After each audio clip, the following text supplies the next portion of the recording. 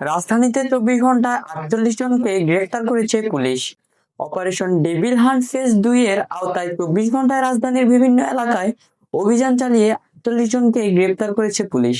তাদের মধ্যে মিরপুর থেকে 27 জন, শেরেবাংলা নগরে 10 ও যাত্রাবাড়ি থেকে 11 জনকে গ্রেফতার করা হয়েছে। আজ শনিবার এক সংবাদ বিজ্ঞপ্তিতে এ তথ্য জানিয়েছে ঢাকা মহানগর পুলিশের গোয়েন্দা বিভাগ। সংবাদ বিজ্ঞপ্তিতে বলা হয়, গতকাল শুক্রবার পুলিশ মিরপুরের বিভিন্ন এলাকায় অভিযান চালিয়ে 27 জনকে গ্রেপ্তার করে।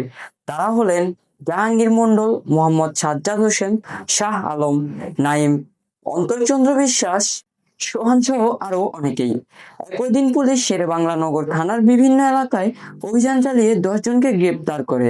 তারা হলেন মোহাম্মদ মাহবুব আলম, মোহাম্মদ সোহেল রানা, মোহাম্মদ আরিফ হোসেন, মোহাম্মদ রাসেল, মোহাম্মদ হুমায়ুন, মোহাম্মদ আজহারুল সহ আরো অনেক। সংবাদ বিজ্ঞপ্তিতে আরো বলা হয়, গতকাল পুলিশ যাত্রাবাড়ির বিভিন্ন এলাকায় অভিযান চালিয়ে 11 জনকে গ্রেপ্তার করে। তারা হলেন আকাশ, মোহাম্মদ আপন, তাসিন, রোমান, মোহাম্মদ কাউসার শেখ সহ আরো অনেকে। এরকম আরো নতুন নতুন খবর পেতে আমাকে ফলো দিয়ে আমার পাশে থাকুন।